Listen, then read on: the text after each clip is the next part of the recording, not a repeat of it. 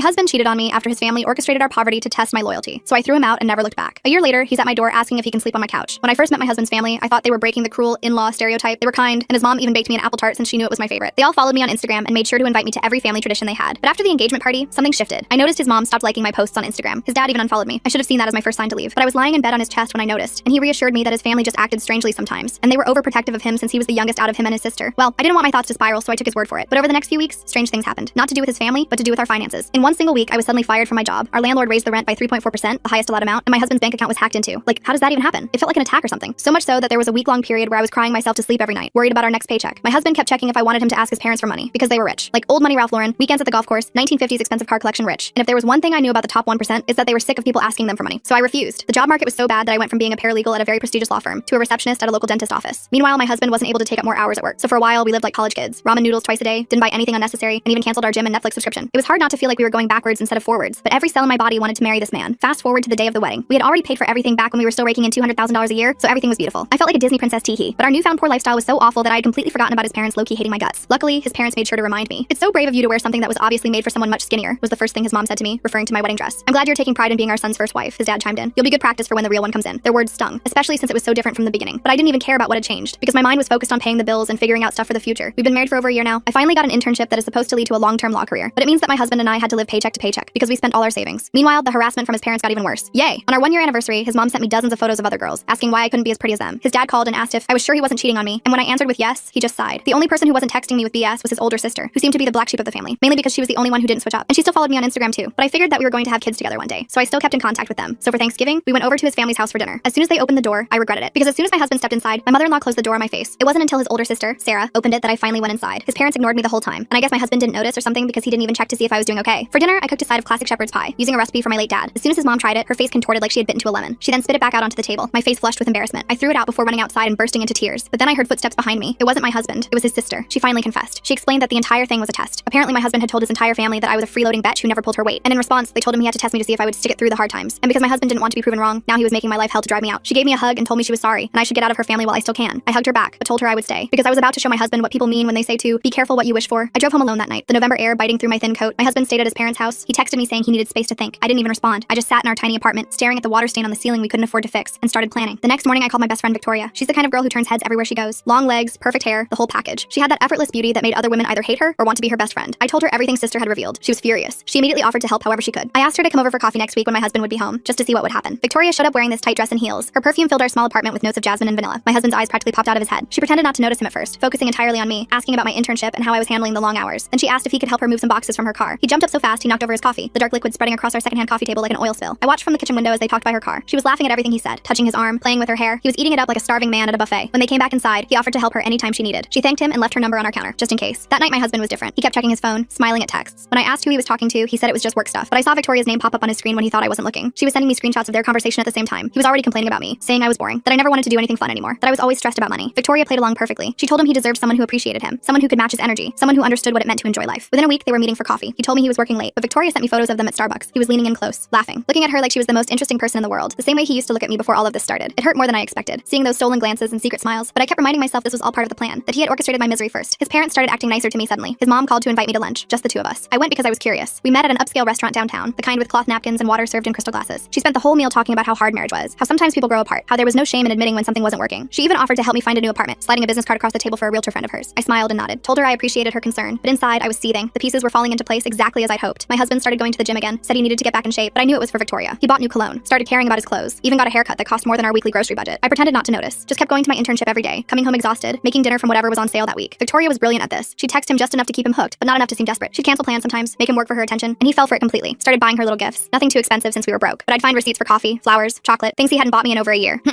Sister called me one night while my husband was at the gym. She wanted to check on me, said she felt terrible about everything. I told her I was handling it. She warned me to be careful, said her parents could be vicious when they wanted something, that they destroyed her college boyfriend's reputation when they decided he wasn't good enough for her, made sure he couldn't get into any grad school in the state. I thanked her for the warning, but told her I had it under control. The next week, things escalated. My husband started staying out later, coming home smelling like Victoria's perfume. He'd shower immediately, thinking I wouldn't notice, but I noticed everything. The way he smiled at his phone, the way he'd quickly close his laptop when I walked in, the credit card charges at restaurants we couldn't afford. He was getting sloppy, or maybe he just didn't care if I found out anymore. His mom started showing up at our apartment unannounced. She'd criticize everything, the way I decorated, the food in our fridge, my appearance. One time she brought a bag of expensive clothes, said they were from her closet clean out, but they were all 2 sizes too small. She knew they wouldn't fit, just wanted to remind me that I wasn't thin enough for her son. I thanked her politely and donated them the next day. Victoria recorded everything, every flirty text, every inappropriate comment, every time he badgered badmouthed me. She was building a file that would destroy him, but we needed him to cross that final line, to actually cheat, not just emotional stuff, something undeniable. So she suggested they meet at her place to watch a movie, just as friends, of course. He agreed immediately. That night, I told him I was going to a study group for my internship. He barely looked up from his phone when I left. I drove to Victoria's apartment complex and parked where I could see her door. Watched him arrive with a bottle of wine. Saw him check his hair in the car mirror before going in. My hands were shaking, not from sadness, from anticipation. This was it. Victoria had cameras set up in her living room. Nothing creepy. Just for security, she'd tell him if he asked. But he didn't ask. He was too busy trying to impress her. They drank wine, sat closer and closer on the couch. He told her how unhappy he was, how I'd changed, how I wasn't fun anymore, how his parents never liked me anyway. Victoria sympathized, touched his hand, leaned in when he talked, and then he kissed her. She let it happen for about 10 seconds, long enough for the cameras to catch everything. Then she pulled away, told him this was wrong, that he was married, that she couldn't do this to me. He tried to convince her, said his marriage was basically over anyway, that I probably wouldn't even care, that his parents would help him with the divorce. Victoria recorded all of it on her phone. Every pathetic excuse, every lie about me. She kicked him out gently, said she needed time to think. He left looking defeated but hopeful, like maybe she'd change her mind. I was already home when he got back, pretending to study. He kissed my forehead and said he was tired, went straight to bed. I stayed up looking at the videos Victoria had sent, watching my husband betray me in high definition. It should have hurt more, but all I felt was satisfaction. The next morning, I made his favorite breakfast, eggs over easy, crispy bacon, fresh orange juice. He was suspicious but pleased, kept checking his phone for messages from Victoria. She was ignoring him now, part of the plan, make him desperate, make him sloppy. He left for work distracted, didn't even say goodbye properly. I spent the day preparing, printed out all the text messages, downloaded all the videos, organized everything chronologically. Then I called sister, asked if she wanted to get coffee. She met me at a small cafe near my internship. I showed her everything. Her face went pale, then red, then furious. She said she knew her brother was an idiot, but she didn't think he was this cruel. I told her what I planned to do next. She nodded, said she'd support me however she could. That evening, I confronted my husband, calmly. No screaming, no crying. Just laid out all the evidence on our kitchen table. His face went through so many emotions. Shock, denial, anger, fear, finally, panic. He tried to explain. Said it meant nothing. That Victoria came on to him. That he was confused. That his parents had been pressuring him. I just sat there, sipping my tea, letting him dig his own grave deeper and deeper. Then I said the word he was dreading. Divorce. He actually fell to his knees, started begging. Said his parents would tell him. That this would ruin everything. That they'd cut him off. That he'd have nothing. I told him that wasn't my problem anymore. He grabbed my hands, promised to change, to go to counseling, to cut off contact with his parents, to be the husband I deserved. I pulled my hands away and walked to the bedroom, locked the door, let him sob in the kitchen. His parents called within an hour. His mom screaming, his dad threatening. They said I was a gold digger, that I'd never get a penny, that they'd make sure I regretted this, that they had lawyers who would destroy me. I hung up and blocked their numbers, but they kept finding ways to contact me, through email, through my work, through mutual friends. The messages got nastier, more threatening. They said they'd make sure I never worked in law again, that they'd ruin my reputation, that no one would believe a poor nobody over their precious son. But they didn't count on Victoria being such a good record keeper. She had screenshots of their son admitting his parents never liked me, videos of him saying they wanted him to test me, proof that this whole thing was orchestrated. Their threats started to sound hollow when faced with evidence of their own manipulation. My lawyer, a friend from my internship, said we had a solid case, especially with sister willing to testify about her family's pattern of behavior. The divorce negotiations were brutal. His parents hired a team of expensive lawyers. They tried everything. Said I was having an affair, that I was mentally unstable, that I'd hidden assets, but every accusation fell apart when examined. Meanwhile, Victoria kept feeding me information. My husband was still texting her, still trying to win her over, still saying horrible things about me. Every message strengthened my case. They tried to buy me off, offered me $50,000 to go away quietly, to sign an NDA, to pretend none of this happened. I laughed, told them I wanted half of everything, including spousal support. They said I was delusional, that I'd never see a dime. But my lawyer reminded them about the evidence, about how this would look in court. A rich family destroying their daughter-in-law's career to test her loyalty. The media would eat it up. Suddenly, they were more willing to negotiate. We settled for a lot more than $50,000, enough to pay off my student loans, enough to get a decent apartment, enough to actually breathe for the first time in over a year. My husband looked broken at the final meeting. His parents flanked him like bodyguards, glaring at me, but I just smiled, signed the papers, walked out with my head high. The divorce was finalized on a Tuesday. By Wednesday, my ex was texting me, said he made a mistake, that his parents had cut him off, that Victoria wouldn't return his calls, that he had nothing left. I didn't respond at first, let him stew in his own misery. But then he showed up at my new apartment, looking pathetic, thin, unshaven, his expensive clothes wrinkled and stained. He begged me to take him back, said he'd do anything, that he realized I was the only one who ever really loved him, that his parents were toxic, that he should have stood up for me. I let him talk, let him cry. Then I made him an offer. He could stay with me, but things would be different. He'd have to earn his keep, follow my rules, prove he changed. He agreed immediately, desperation making him blind to the trap. I moved him into my spare room, a tiny space barely big enough for a twin bed, gave him a list of chores, cooking, cleaning, laundry, everything I'd done when we were married. He did it all without complaint at first, grateful just to have a roof over his head. His parents had completely disowned him, wouldn't even take his calls, said he was dead to them. The golden boy had fallen hard. I made sure he experienced everything I had, criticized his cooking, said the pasta was overcooked, the chicken was dry, the vegetables were mushy, compared him to other men constantly, mentioned how my coworker Daniel was so successful, how my neighbor Frank was so handy around the house, how my trainer Jason was in such great shape, watched his confidence crumble day by day. He got a job at a call center, minimum wage, long hours, angry customers. He'd come home exhausted and still have to make dinner. I'd eat in front of the TV, barely acknowledge his presence. Sometimes I'd have friends over, make him serve us drinks, introduce him as my roommate, never as my ex-husband. The shame in his eyes was delicious. Sister started coming over more often. We'd become close through all of this. She'd never had a real friend in her family. They'd isolated her just like they'd tried to isolate me. We'd spend hours talking about growing up in that toxic environment, how her parents had controlled every aspect of her life, how they'd sabotaged her relationships, how they'd kept her dependent on their money. She was finally seeing a therapist, working through decades of manipulation. Sister had recently gained control of her trust fund. Her grandmother had set it up to transfer to her at 30, and her parents could no longer block it. My ex hated when sister visited. She'd ignore him completely, act like he wasn't even there. Sometimes she'd talk about him like he wasn't in the room. Remember when he wet his pants at Jeffrey's birthday party? Remember when he cried because Amy wouldn't dance with him at prom? Remember when he failed his driving test 3 times? Small humiliations that added up, death by 1,000 cuts. I started dating again. Nothing serious, just coffee dates, dinners, movies. I'd make my ex help me get ready, ask his opinion on outfits, make him zip up dresses, watch him die inside as I left for dates with other men. He never said anything, never complained, just did what he was told. The fight had gone out of him completely. His parents had raised a man who couldn't function without someone telling him what to do. Now that someone was me. The call center fired him after 3 months, said he wasn't meeting quotas. He came home in tears, begged me not to kick him out. I told him he had 1 week to find something else. He applied everywhere, fast food, retail, warehouses, finally got hired at a grocery store, night shift, stocking shelves. He'd leave for work when I was going to bed, come home when I was leaving for my job. We barely saw each other, which was fine by me. His health started declining, the stress, the poor diet, the lack of sleep. He developed dark circles under his eyes, lost weight, started looking older than his years. Nothing like the confident man I'd married. His parents had created a monster, then abandoned him when he'd served his purpose. Now he was my monster, and I was making sure he knew exactly how it felt to be powerless. Sister and I grew closer. She started confiding more about her childhood, the pressure, the expectations, the constant criticism, how her parents had made her feel worthless unless she was perfect, how they'd threatened to cut her off every time she disappointed them, how they'd used money to control every decision. She'd never been allowed to be herself, always always had to be the daughter they wanted, the perfect princess in their perfect family. She told me about the time she wanted to study art. Her parents laughed, said art was for poor people, made her major in business instead. She showed me her sketches, hidden away for years. They were beautiful, raw, emotional, all the pain she'd never been allowed to express. I encouraged her to start painting again, helped her set up a small studio in her apartment, watched her come alive when she held a brush. My ex's parents tried to contact me again, through their lawyer this time, said they wanted to discuss a family matter. I agreed to meet them at their lawyer's office. Neutral ground. They looked older, tired, the perfect facade cracking. They wanted to know about their son, how he was doing, where he was living. I told them he was fine, left out the details. They offered me money for information. I declined. They threatened to sue for harassment. My lawyer shut that down quickly. The truth was, they missed their puppet. Without my ex to control, they turned on each other. Sister told me they were fighting constantly, blaming each other for how things turned out. Her mom had started drinking more. Her dad was spending more time at the office. The perfect family was falling apart, and they wanted someone to blame, someone who wasn't them. I started documenting my ex's time with me. Photos of him doing chores, videos of him apologizing, audio recordings of him admitting what he'd done, building my own file, just in case. He was too broken to notice, too focused on surviving each day, on earning enough for his share of groceries, on staying in my good graces, on not being thrown out on the street. One night he broke down completely, sobbing on the kitchen floor, saying he was sorry, that he'd ruined everything, that he'd been so stupid, that his parents had poisoned him against me, that he'd never deserved me, that he wished he could take it all back, go back to the beginning, do everything differently, be the husband I'd needed, the partner I deserved. I let him cry, didn't comfort him, just watched, waiting. When he finally stopped, I sat down across from him, told him the truth, that he'd made his choices, that he decided to test me instead of trust me, that he'd chosen his parents over his wife, that he'd tried to break me for their approval, that he'd lost everything because he'd gambled with my life, and that now he was experiencing exactly what he'd put me through: the fear, the humiliation, the powerlessness, the constant anxiety about tomorrow. I told him about every night I'd cried myself to sleep, worried about money, about our future, about why his family hated me, how I'd blamed myself, thought I wasn't good enough, wasn't pretty enough, wasn't rich enough, how I'd nearly broken under the pressure, how I'd considered leaving, giving up, letting them win, but how I decided to fight back instead, to show them exactly who they were messing with. He asked what would happen now, if I was going to kick him out, if this was the end. I told him he could stay for now, but that things would never go back to how they were, that he'd burned that bridge, that trust, once broken, could never be fully repaired, that he'd have to live with the consequences of his choices, just like I'd had to live with the consequences of trusting him. Sister came over the next day with news. Her parents were getting divorced. Her mom had found out about an affair. Her dad had been seeing his secretary. Classic. The perfect family exposed as a lie. She seemed relieved, said maybe now she could have a real relationship with them, or maybe not, but at least the pretense was over. The masks were off. Everyone could see who they really were. She also brought a check, said it was from her trust fund, money her grandmother had left her that she'd finally gotten access to when she turned 30. Her parents had blocked it before, but now she had full control. She wanted to share it, to help me really start over. I tried to refuse, but she insisted, said I'd saved her, shown her what her family really was, given her the courage to break free, that this was the least she could do. The check was substantial, more than substantial, life-changing. I stared at it, thought about all the ramen dinners, the canceled subscriptions, the secondhand clothes, the constant worry, the weight that had lived on my chest for 2 years, and now, just like that, it could be gone. I could breathe, really breathe. For the first time since this all started, I accepted the check, hugged sister tight. We both cried. Not sad tears, happy ones, free ones. We'd survived the worst her family could throw at us, and we'd come out stronger, bonded by shared trauma, by mutual understanding, by the knowledge that we'd never let anyone control us again, that we'd never sacrifice ourselves for someone else's approval, that we were enough just as we were. That night, I told my ex he had to leave. His month was up. He'd experienced enough, learned his lesson, or hadn't. I didn't really care anymore. He packed his few belongings, looked around the apartment one last time, thanked me for letting him stay, for showing him mercy, even if it hadn't felt like mercy, even if it had felt like justice. He understood now, what he'd done, what he'd lost, who was really to blame. He asked if we could stay in touch. I said no. This chapter was over. We both needed to move on, build new lives, better lives, without the poison of his family, without the weight of our history. He nodded, understood, left quietly. No drama, no begging, just acceptance. The man who'd entered my apartment broken was leaving broken in a different way, but maybe, hopefully, broken in a way that could be rebuilt into something better, someone better. I used sister's money wisely, paid off debts, put some in savings, invested in my future, started therapy to deal with everything I'd been through, the trauma, the betrayal, the gaslighting, the recovery. My therapist said I was remarkably resilient, that most people would have crumbled, but I'd found a way to turn pain into power, to transform victimhood into victory, to write my own ending. Sister and I became business partners. She designed. I handled the legal side. We started small, custom pieces for friends, word of mouth, but her talent was undeniable. Soon we had real clients, a waiting list, a studio space, employees. We were building something, not just a business, a life, a future, free from toxic families, free from manipulation, free from the need for anyone's approval but our own. My ex reached out once, through a mutual friend, said he was doing better, had his own place, a steady job, was in therapy, was trying to understand how he'd become the person who could hurt someone he claimed to love. I didn't respond, but I hoped it was true, that he was growing, changing, becoming someone who wouldn't repeat his mistakes, someone who could have a healthy relationship with someone else, someone new, someone who didn't know what he was capable of. His parents never recovered. The divorce was messy, public, humiliating. Everything they tried to avoid. Their friends chose sides. Their reputation crumbled. Their perfect image shattered. They'd spent so much time and energy trying to control their children's lives. They'd forgotten to pay attention to their own. And when the facade finally fell, there was nothing underneath. Just two miserable people who'd never learned to love without conditions. Sister told me they'd tried to reconcile with her, separately. Each parent wanting her loyalty, her money, her forgiveness. She gave them none of it. Set boundaries. Demanded respect. Required them to earn any place in her life. They couldn't handle it. Weren't equipped for a relationship they couldn't control. So they faded away. Moved to different cities. Started over. Pretended their children didn't exist. It was easier than admitting their failures. A year later, I was promoted at the law firm. Full attorney, good salary, respect. Everything I'd worked for. Everything that had been taken from me, but earned this time. Not given. Not dependent on anyone else. Mine. My success. My achievement. My future. I celebrated with Sister and Victoria. My chosen family. The people who'd stood by me. Who'd helped me fight. Who'd never asked me to be anything but myself. We toasted to survival. To justice. To karma. To the power of women supporting women. To the danger of underestimating someone just because they're kind. Just because they're struggling. Just because they seem weak. We were none of those things. Not anymore. We were forged in fire. Tested by cruelty. And we'd emerged stronger. Smarter. Fiercer. Ready for whatever came next. Sometimes I think about that girl who met her husband's family for the first time. Who thought they were breaking the in-law stereotype. Who trusted. Who hoped. Who believed in love conquering all. I want to warn her. Tell her to run. To see the signs. To protect herself. But I can't. Because she needed to go through this. To learn. To grow. To become who I am now. Someone who knows her worth. Who sets boundaries. Who doesn't accept less than she deserves. The betting pool his family had started was never officially resolved. But I knew who won. I did. Not by staying married. Not by proving them wrong about my commitment. But by proving them wrong about my strength. My resilience. My ability to survive their worst and come out better. They'd bet on my breaking point. But they'd underestimated one crucial thing. Sometimes the person who breaks is the one who learns how to rebuild. Stronger. Better. Unbreakable. I watched my ex walk out that door and felt nothing. Just empty. Good empty though. Like when you finally clean out that junk drawer that's been bothering you for years. Sister came over the next morning with coffee and donuts. We sat on my couch and didn't even mention him. Just talked about our business plans. She had this idea for a whole collection inspired by toxic families. Dark, but beautiful. I loved it. The law firm was keeping me busy. 60-hour weeks sometimes. But I didn't mind. I was learning so much. My supervisor Daniel was this older guy who'd been practicing for 30 years. He took me under his wing, taught me tricks they don't teach in school, how to read people, how to spot lies, how to build cases that were bulletproof. I soaked it all up like a sponge. My ex's parents tried one more power play. They contacted my employer, told them I was unstable, that I'd manipulated their son, that I couldn't be trusted with clients. My boss called me into his office. I thought I was done, but he just laughed, showed me the email, said anyone who wrote that desperately was clearly projecting, told me to keep doing what I was doing, that I had a bright future ahead. Sister's art was taking off. We got our first big commission. Some tech executive wanted a piece for his office, $20,000. We celebrated with champagne that actually had bubbles, not the flat stuff from the corner store. Real champagne. We were both crying and laughing, remembering where we'd come from, how her parents had said art was worthless, how they'd been so wrong about everything. I ran into my ex at the grocery store 3 months later. He was working register, looked healthier, cleaner, still worn down but not broken anymore. He saw me and froze. I could have gone to another line, but I didn't. Loaded my stuff on the belt, organic vegetables, good cheese, the expensive coffee I'd always wanted to try. He rang it all up without meeting my eyes. When he told me the total, his voice cracked a little. I paid and started to leave, then turned back. Told him I was glad he was doing better. He nodded, said therapy was helping, that he was sorry, really sorry, for everything. I said I knew, then I left. Didn't look back, didn't need to. That chapter was closed, sealed, done. Time to write new ones, better ones where I was the hero of my own story. Sister and I incorporated our business officially, Greer and Associates Art Studio. She wanted my name first, but I insisted on hers. It was her talent driving everything. I was just handling contracts and taxes and boring stuff, but she said we were equal partners, that she couldn't do it without me, that I'd saved her as much as she'd saved me. We were both crying again, happy tears becoming our thing. The studio space we rented was perfect. High ceilings, great light, room to grow. We spent a weekend painting the walls ourselves, getting covered in paint, ordering pizza, blasting music. It felt like being in college again, except better, because we were building something real, something ours, something no one could take away. My ex's mom showed up at the studio one day, alone, looking older, sadder, designer clothes hanging loose on her frame. She wanted to commission a piece. I started to say no, but Sister stopped me, took the meeting, listened to her describe what she wanted, a portrait of her family from before, when they were happy, if they'd ever really been happy. Sister quoted her triple our normal rate. She paid without blinking. We accepted the commission, but Sister struggled with it. She couldn't paint that lie. Instead, she created something else, a shattered mirror installation, each fragment reflecting a different version of truth, beautiful but broken, honest in its destruction. We delivered it with a professional invoice. She never complained, never asked for her money back. Maybe she understood. Maybe she finally saw what they'd all become. Victoria started dating someone new, a teacher named John, sweet, genuine, nothing like the guys she usually went for. She brought him to dinner one night. He was clearly crazy about her. Looked at her like she hung the moon. She seemed different too, softer, less guarded, like she could finally let someone see the real her, not the perfect facade she'd worn like armor. I was deposing a witness when I realized something. I was good at this, really good. The senior partners were starting to notice, giving me bigger cases, more responsibility. Daniel said I had instincts you couldn't teach, that I could read people, see through their masks. I wondered if I should thank my ex's family for that, for teaching me to spot manipulation, to see agendas, to never take anything at face value. Sister's therapist encouraged her to write a letter to her parents, not to send, just to get it all out. She showed it to me after, 20 pages of pain, of anger, of disappointment, of grief for the family she'd never really had. We burned it together in my sink, watched all those words turn to ash, then ordered Chinese food and watched bad reality TV. Sometimes healing looked like that, small moments, shared silence, understanding without words. The business kept growing. We hired our first employee, then our second. Young artists who reminded us of ourselves, talented but unsure. We made sure to pay them fairly, to respect their ideas, to create the environment we'd both craved, supportive, honest, free from manipulation, a place where people could just create, just be, just exist without constantly proving their worth. My ex sent a letter to the studio. No return address, but I recognized his handwriting. Inside was a check, not huge, but substantial for someone making minimum wage. A note said it was partial repayment for what I'd spent supporting him, that he'd send more when he could, that he didn't expect forgiveness, just wanted to make things right, whatever that meant now. I cashed the check, donated the money to a women's shelter, felt like the right thing to do. Sister met someone at a gallery opening, Susan, a curator with wild red hair and the loudest laugh I'd ever heard. Sister was immediately smitten, spent the whole night talking to her about art and life and everything in between. They exchanged numbers, started texting constantly. Sister would smile at her phone like a teenager. It was beautiful watching her learn to trust again, to open up, to believe she deserved love. The law firm offered me a promotion, junior partner track. It meant more hours, more stress, more responsibility, but also more money, more security, more proof that I'd made it, that I'd survived, that I'd built something from the ashes of my old life. I accepted immediately, called Sister from the parking lot. We screamed together over the phone, made plans to celebrate properly. My ex's dad died suddenly, heart attack at his desk, working late as always. Sister found out from a cousin, debated going to the funeral, decided against it, said she'd mourned that relationship years ago. The man in the casket wasn't her father, just someone who'd shared DNA, who'd failed at the one job that mattered, being a parent, being human, being kind. His mom fell apart after, lost the house, the cars, the status, everything she'd valued more than her children. She moved to a small apartment, started working retail. Sister ran into her once, said she looked hollow, like all the cruelty had finally eaten her from the inside out, left nothing but a shell, a cautionary tale and designer shoes she could no longer afford. I was in court when I saw him again, my ex, sitting in the gallery, watching me argue a case. I almost lost my train of thought but recovered, focused on my client, on justice, on doing my job. When I won, he was gone, but there was a note on my car, just 2 words. I'm proud. I crumpled it up, threw it away. His pride meant nothing now. I was proud of myself. That was enough. Sister and Susan moved in together, fast but right. They balanced each other perfectly. Susan's chaos and Sister's order, her loud and Sister's quiet. They turned their apartment into a mini gallery. Art on every wall, color everywhere, life bursting from every corner. The opposite of the sterile perfection Sister had grown up in. It was messy and beautiful and real. We landed a huge contract. A hotel chain wanted original pieces for their lobbies, 50 pieces, our biggest order ever. We had to hire more artists, rent more space. Suddenly we weren't just a small studio. We were a real business, with employees and overhead and quarterly taxes. It was terrifying and exciting and exactly what we dreamed of. I was leaving court when someone called my name. A woman about my age, said she was dating my ex, wanted to thank me. He'd been honest about everything, his past, his mistakes, his family. She said it helped her understand him, make informed choices, set boundaries from the start. I wished her luck. Meant it. Everyone deserved a chance to do better, to be better. Even him. Sister's art was in galleries now, real ones, with wine and cheese and people who actually bought things. Her pieces sold for thousands, each one a piece of her story. Her pain transformed into beauty, her trauma into truth. Critics called her work raw, honest, uncomfortable. She loved that. Said art should disturb, should make people think, should refuse to be polite. The studio won an award, best new business. We had to give a speech. Sister froze. Public speaking was still hard for her, so I did most of the talking. Thanked our employees, our clients, each other. Didn't mention the journey, the pain that birthed this success. Just focused on the future, on growth, on continuing to create space for artists to thrive. My ex's new girlfriend reached out again. They were getting married. He wanted to invite me, to show there were no hard feelings, to prove he changed. I declined politely, wished them well, but that door needed to stay closed. Some bridges couldn't be rebuilt. Shouldn't be. The past was the past. I had no place in his future. He had no place in mine. Sister's mom tried to reconnect one last time. Showed up at the studio with flowers, apologies, tears. Sister let her talk, then calmly explained her boundaries. Weekly therapy together if she wanted any relationship. No money talk, no criticism, no manipulation. Her mom agreed to everything. Lasted 2 sessions. Couldn't handle hearing how her actions had affected her daughter. Disappeared again. Some people couldn't change change. I made full partner at 32, youngest in the firm's history. Daniel threw me a party, said I'd earned every bit of it, that I had the rare combination of intelligence and empathy, that I fought for my clients like they were family, because I knew what it felt like to be powerless, to need someone in your corner, to deserve justice and struggle to find it. The money was good now, really good. I bought a house, nothing fancy, just mine. 3 bedrooms, a real kitchen, a garden, space to breathe, to exist, to just be. Sister helped me decorate. We painted one room purple just because we could, because no one could tell us it was too bold, too much, too anything. It was perfect. It was mine. It was home. We opened a second studio location, then a third. Started a scholarship program for young artists from difficult backgrounds. Kids who'd been told art wasn't practical, wasn't valuable, wasn't for people like them. We proved them wrong. Gave them space, supplies, support, everything we'd wished we'd had. Watched them bloom, create, believe in themselves. My ex sent one final letter. Said his wife was pregnant, that he was going to be a father, that he promised to do better, to break the cycle, to love unconditionally, to support dreams instead of crushing them, to be the parent his parents never were. I actually smiled reading it. Maybe people could change. Maybe pain could teach. Maybe some stories could have happy endings. Sister married Susan in our first studio. Small ceremony, just close friends, people who'd earned their place in our lives, who'd proven themselves, who loved without conditions. I officiated, cried through the whole thing. Happy tears, always happy tears now. Watched Sister glow. Watched her believe in forever again. Watched her choose love over fear. We were cleaning the studio late one night when Sister asked if I ever regretted it. Everything that happened, how it started, how it ended. I thought about it, really thought about it, then shook my head. No regrets, just lessons, just growth, just the exact journey I needed to become who I was